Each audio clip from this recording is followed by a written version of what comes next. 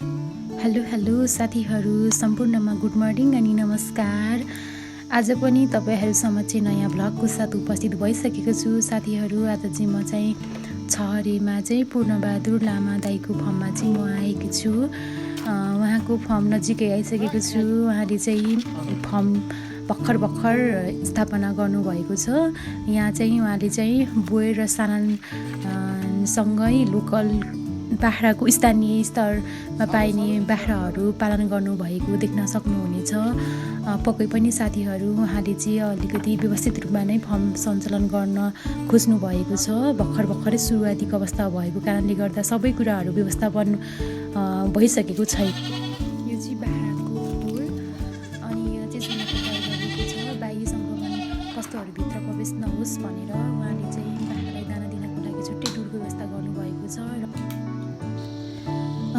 यो चाहिँ हाम्रो चाहिँ रसमालुको साबिक 1 नम्बरबाट देखिने मनोरम दृश्यहरू हो। यो चाहिँ तिहार लगतै फुलहरू फुलेर ढकमक छ बारीको बाटोभरि। अनि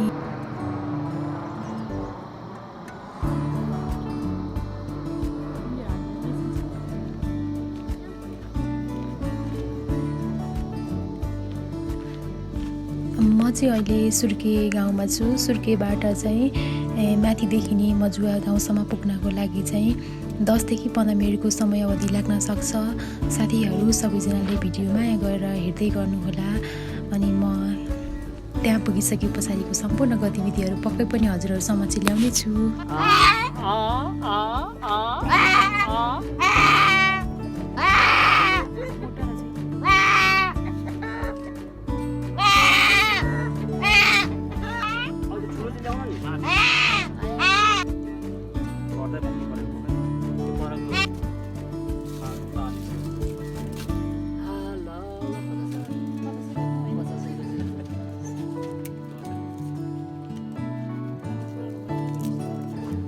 जतिजनाले यो भिडियो हेर्दै हुनुहुन्छ सबैजनालाई थाहा नहुन पनि सक्छ। मैले चाहिँ बोकालाई बन्ध्याकरण गरिरहेको छु। साथीहरू बोकालाई चाहिँ 3-4 महिना क्रस भइसके पछाडि चाहिँ बन्ध्याकरण गर्ने गरिन्छ। अहिले चाहिँ हाम्रो गाउँतिर चाहिँ तोरीहरू फुलेर पहेँलो फुट भएको देख्न सक्नुहुन्छ। साथीहरू बारीमा कोदोहरू पाकेर लटरम्मै छ। अनि तिहार लगतै मौसम एकदमै क्लियर छ, उजाड छ हैन। अनि सबैजना मान्छेहरूलाई तिहार सके लगतै आफ्नो खेतीपातीको कामहरू सुरु गरिराख्नु भएको छ। साथीहरू यो चाहिँ मजुवा गाउँ हो। अनि अहिले चाहिँ हामी चाहिँ यहाँ ठुलोबाको घरमा चाहिँ बोकालाई बन्ध्याकरण प्लस उपचार गर्नको लागि हामी ठुलोबाको गोठमा आइपुगेका छौँ। साथीहरू हाम्रो चाहिँ यहाँ चाहिँ खसुरको घाँस दिने गर्नुभएको रहेछ उहाँले चाहिँ। अनि यहाँ चाहिँ बाख्राहरू अलिक कमजोर भएर जुका नामलेको औषधि प्लस बोकालाई बन्ध्याकरण गर्नको लागि हामी आइसकेका छौँ। देख्नुहुन्छ यो चाहिँ हामीले चाहिँ बोकालाई बन्ध्याकरण गरेको हौँ। जसले चाहिँ अब खानाको लागि पनि बोकाको मासु चाहिँ एकदमै मिठो हुने र छिटो फस्टाउने भएको कारणले गर्दाखेरि चाहिँ गाउँघरमा चाहिँ बोकालाई बन्ध्याकरण गर्ने गरिन्छ है। अनि हजुरहरूकोतिर पनि बन्ध्याकरण गर्ने गर्छ कि गर्दैन? यो चाहिँ मजुवाबाट देखिने पारीको दृश्य हो। अहिले चाहिँ एकदमै आकाशहरू खुल्ला छ। अनि पहेँलको फुल फुलेर यतिखेर एकदम बास्नदार भएको छ। यो सिजन चाहिँ एकदमै रमाइलो हुन्छ। पक्कै पनि साथीहरू मौसम चाहिँ एकदमै अहिले चाहिँ राम्रो छ।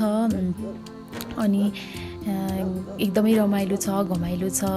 चाडपर्व पनि पक्कै पनि सबै चाडपर्वहरू सकिएर चाहिँ अहिले हामीलाई चाडपर्वलाई बिदाई गरेर पठाइसकेका छौँ। 2082 सालको चाहिँ दसैँ तिहार छठ सबै सकिसकेको छ साथीहरू। अनि हाम्रो गाउँतिर चाहिँ अहिले चाहिँ किबीहरू पाकेर फलेको छ र पाक्ने बेला चाहिँ अलि भएको छैन। यो चाहिँ मङ्सिरको टाइममा चाहिँ हामीले टिप्छौँ। कतिपय किबी चाहिँ बेच्छौँ भने कति चाहिँ घरमा खान्छौँ। अनि यो चाहिँ साइजको हुन्छ। कुनै अब ग्रेडको हुन्छ, कुनै अब अलि A grade, B grade, C grade भनिन्छ। यो चाहिँ अलिक ठुलो चाहिँ बजारमा बिक्री हुन्छ भने अलि सानो साइजको चाहिँ घरमै खाने गर्छौँ। साथीहरू यहाँ चाहिँ गाउँघरमा प्रायःजसो अहिले चाहिँ एउटै घरमा 20-25 बोट चाहिँ किबीको बोटहरू हुन्छ। हामीलाई चाहिँ आफ्नो घरमा खानाको लागि चाहिँ एकदमै प्रशस्त मात्रामा पुग्छ। यो चाहिँ एकदमै राम्रो फल्ने फल हो। यसले चाहिँ अब एकदमै हेल्थको लागि पनि राम्रो हुन्छ र यो चाहिँ जस्तोसुकै ठाउँमा पनि फल्ने भएको कारणले गर्दा पाहाडतिर अनि विशेष गरी हाम्रो रसमालुमा चाहिँ किवी बगेटको पनि विस्तार भइसकेको छ। यहाँ चाहिँ प्रत्येक घरमा किवी खेती गरिन्छ। यो चाहिँ अहिले चाहिँ पाकेको छैन है साथीहरू, मैले छामेर चाहिँ हेरिरहेको छु तर पाकेको चाहिँ छैन।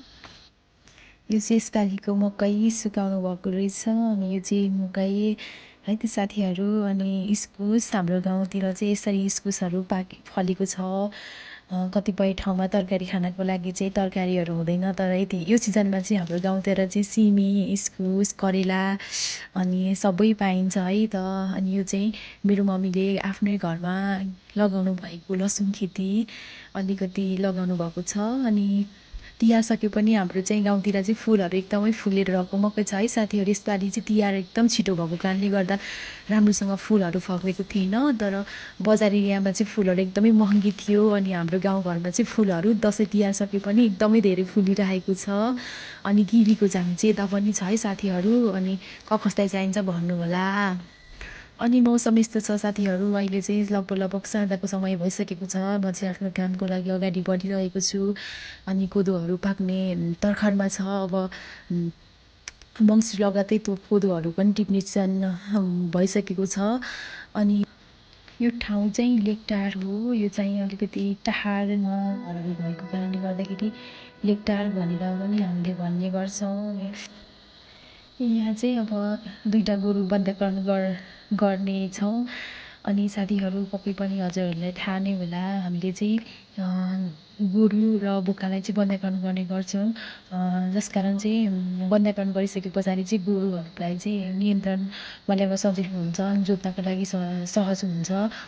जस्तै अब बोकाहरूको तुलनामा चाहिँ गोरुहरू एकदमै बन्धकरण गर्नु अगाडि चाहिँ एकदमै धेरै मान्छेहरूलाई हाल्ने अनि एकदम उटफाटाङ गर्ने हुन्छ नि त। अब पशु न हो धेरै उटफाटाङ गर्ने भएको कारणले गर्दाखेरि बन्धकरण गरिसके पछाडि चाहिँ नियन्त्रणमा ल्याउन सहज हुन्छ, मान्छेलाई हाल्दैन, गाईबस्तुहरूलाई हाल्दैन। त्यस कारण पनि समयमै नै हामीले चाहिँ गोरुलाई बन्धकरण गर्छौँ। र यो चाहिँ बन्धकरण गरिसके पछाडि चाहिँ हामीले चाहिँ जुन बारी जोत्नको लागि चाहिँ गोरुहरूलाई प्रयोग गर्छौँ।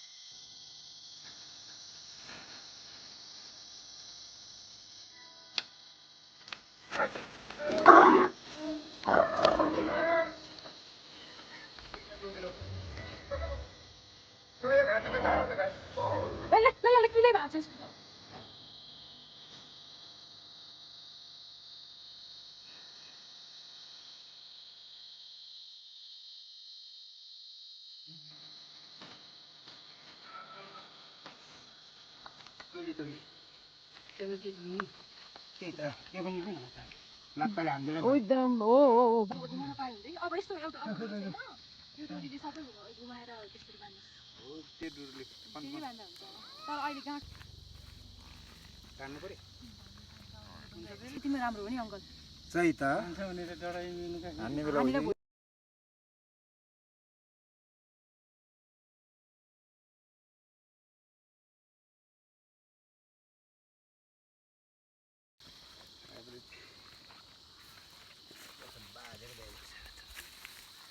पसिना काट्न लगाइ